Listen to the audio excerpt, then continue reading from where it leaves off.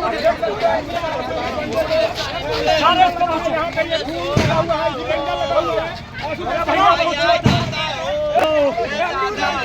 चल रही है, सांस चल रही है, सांस चल रही है।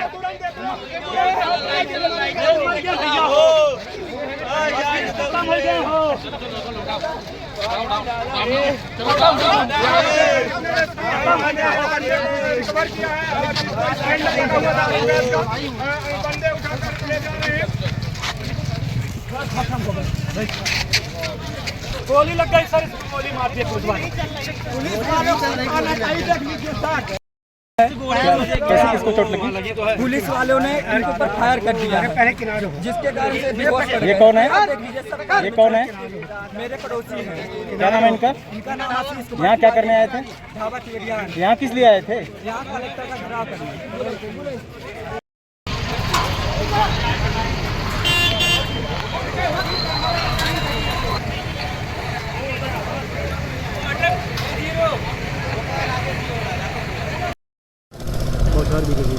आज ये यूथ कांग्रेस ने यहाँ पे एक प्रदर्शन किया था और कलेक्ट्रेट घेरने का प्रयास किया था, जिसकी कोई परमिशन वगैरह भी उनके पास नहीं थी। और लॉ एंड ऑर्डर की स्थिति देखते हुए इनको मार्तंड स्कूल चौराहे पे ही रोका गया है और लॉ एंड ऑर्डर मेंटेन करने के लिए, क्योंकि उग्र हो रहे थे, तो उसमें हमने वाटर कैनन और टीयर गैस का इस्तेमाल किया गया है। और जो कुछ लोग नहीं माने हैं या नहीं डिस्कस हुए तो उनको गिरफ्तारी इसमें की गई है। कुछ बैरिकेड के ऊपर चढ़ रहे थे कार्यकर्ता? हाँ, कुछ बैरिकेड के ऊपर चढ़ने की कोशिश कर रहे थे। जो भी नहीं माने उनके खिलाफ कार्रवाई की गई है।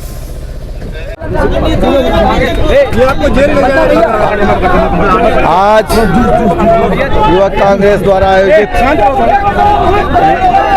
नौजवानों के साथ हो रहे अन्याय, नीट परीक्षा, नर्सिंग परीक्षा को लेकर के आयोजित कार्यक्रम में हमारे राष्ट्रीय नेता भी रहे, प्रदेश के नेता भी रहे, हम भी रहे।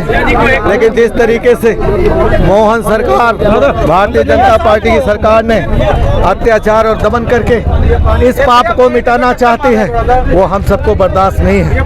भले आज शासन प्रशासन 20 सालों से भारतीय जनता पार्टी की हो और पूरी तरह से वो दमन करने का प्रयास कर रही है, पूरे मध्य प्रदेश को, देश को लूटने का काम कर रही है, लेकिन आज इस आंदोलन ने साबित कर दिया है कि देश का, प्रदेश का और हमारे रीवा मऊगंज का नौजवान और पूरे वृत्त का नौजवान लड़ाई लड़ने के लिए हर स्थिति में तैयार है।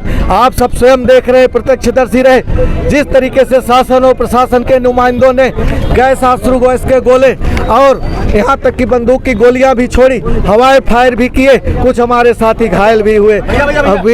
इसलिए मैं बताना चाहता हूँ कि अन्याय बर्दाश्त के बाहर है, लेकिन यह लड़ाई थमने वाली नहीं है।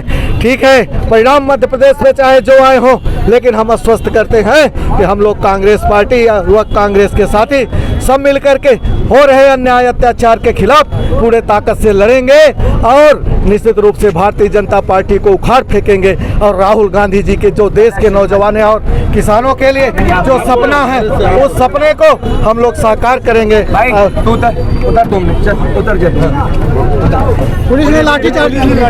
आज जो पुलिस ने लाठीचार्ज किया है, यूथ कांग्रेस के एक एक कार्यकर्ता को घायल किया और जो आम जन लड़ने आया था और उसमें मिर्ची, आप समझ सकते हैं जब सांस में फेफड़े में गई होगी तो कितनी बीमारी हुई होगी, वो आपको पता चलेगा आने वाले समय में। लेकिन जिस तरीके से मोहन सरकार हमारे युवाओं पे अत्याचार कर रही है, ये रक्षक की जगह भक्षक बन चुके हैं। और ये नर्सिंग घोटाले के प्रमुख आरोपी विश्वास सारंग पे कोई भी जांच नहीं बैठा पा रहे हैं। जब सीबीआई की जांच में पाया गया कि सीबीआई भी दोषी है, तो इनके जो बाकी के अधिकारी हैं वो भी तो दोषी होंगे। तो कार्रवाई की मांग कर रहे हैं और हमारे राष्ट्रीय अध्यक्ष जी यहाँ आए हैं जो नीट को लेके एक आंदोलन कर रहे हैं। किस तरीके से रिमोट कंट्रोल सरकार मनोज यादव जी के हाथ में नहीं है, किस तरीके से मोहन यादव के हाथ में सरकार नहीं है, रिमोट कंट्रोल सरकार है, दिल्ली से चल रहा है।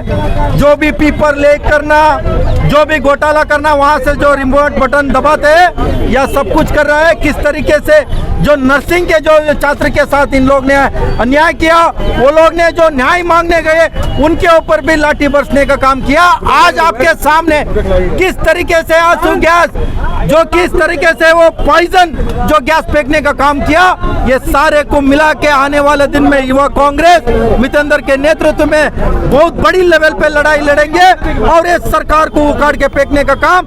और जो यहाँ जो प्रदीप जोशी जो एनटीए चेयरमैन जो पेपर स्कैम का जो पितामह उसको प्रमोशन बना के आप दिल्ली में दे रहा है, वो क्लियर बोल दिया है क्यों ये इसमें जो भी 40% जो सरकार दिल्ली में देने का बात किया है, ये सारे आपको पता है री नीट एग्जाम होगा या जो नर्सिंग के मामले में उनको न्याय जब तक नहीं मिलेगा तब तक लड़ाई लड़ने का काम करेंगे। लाठी चार्ज के साथ जो आंसू के गोले फेंके गए हैं और इन्होंने जो 35 से 40 गोले जो भी फेंके, इन्होंने घायल किया है आज नौजवानों को। कई लोगों के सांस के अंदर जो जहरीली गैस गई है उसकी वजह से कई लोग अस्पताल भी पहुंचे हैं, कई लोग वहीं पर लेट गए, बेहोश हो गए। ये अत्याचार कर रहे हैं युवाओं के साथ। अगर कोई आवाज़ उठाता है तो मोहन सरकार दबाने की काम कर रही है और पुलिस प्रशासन जो काम करना चाहिए, जो नशे को रोकना चाहिए रिवे में, उस पर तो रोक नहीं लगा रही है। नर्सिंग घोटाले में जांच तो कर नहीं रही है और जो अधिकारियों पे जांच होनी चाहिए उस पर कोई कार्रवाई नहीं हो रही है। लेकिन नौजवानों के साथ आज आपने देखा किस तरीके का दुर्व्यवहार पुलिस प्रशासन ने किया और यहाँ के एक व्यक्ति ने जो गोले फेंके, जो हम लोगों के अभी तक भी दिमाग में उसका इतना असर है कि रुक रुक के आदमी बोलना पड़ रहा है। तो इससे आप ये समझिए कि ये रक्षक की जगह भक्षक बन गए हैं और ये नर्सिंग घोटाले में जांच नहीं, विश्वास सारंग को बचा रहे हैं, बाकी के अधिकारी को बचा रहे हैं, पर ये आवाज रुकेगी नहीं। ये आज रीवा के अंचल में हुआ है, भोपाल में 30 अगस्त को आगाज होगा और मुख्यमंत्री जी के घर का घेराव करेंगे इस नर्सिंग घोटाले को लेके। और अभी चेतावनी दे देते हैं कि ईंट से ईंट बजाने का काम यूथ कांग्रेस करेगी।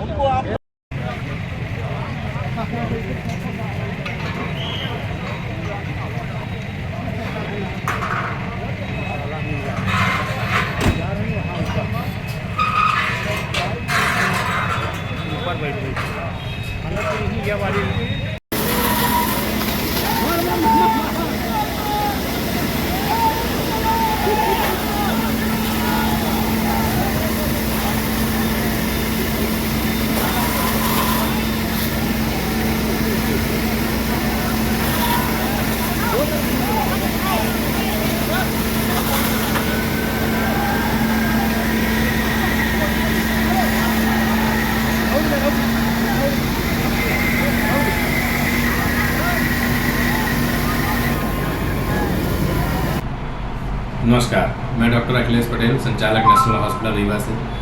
आज आप लोगों के माध्यम से कैंसर के लक्षण को कैसे पहचाने इस विषय में एक छोटी सी जानकारी देना चाहूँगा। बात करें कि विंध्य क्षेत्र में पुरुषों में सबसे ज़्यादा कैंसर मुख का कैंसर होता है। मुख के कैंसर को कैसे पहचाने? कभी भी मुँह में या जबान में कोई भी छाले जो हफ्ते 10 दिन से ज़्यादा समय तक हैं, दवाओं से ठीक नहीं हो रहे हैं, तो अपने नज़दीकी चिकित्सक को ज़रूर दिखाएँ। हो सकता है वो बड़ी गठान हो।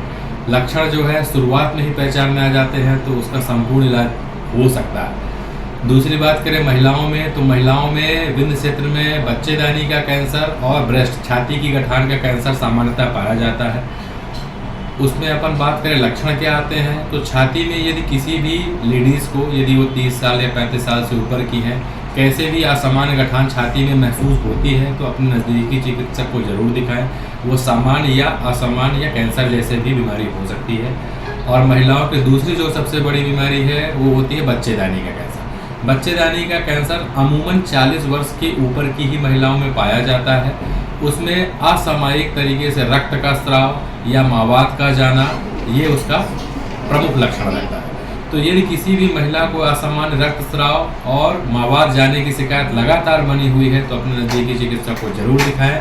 ये हो सकता है कि बड़ी बीमारी हो। समय रहते यदि इसका पता लगा लिया गया तो इसका इलाज पूरी तरीके से उपलब्ध है और ये इलाज हम नेशनल अस्पताल रीवा में आयुष्मान, ESIC एवं विभिन्न सरकारी योजनाओं के द्वारा निःशुल्क उपलब्ध कराने के लिए संकल्पित।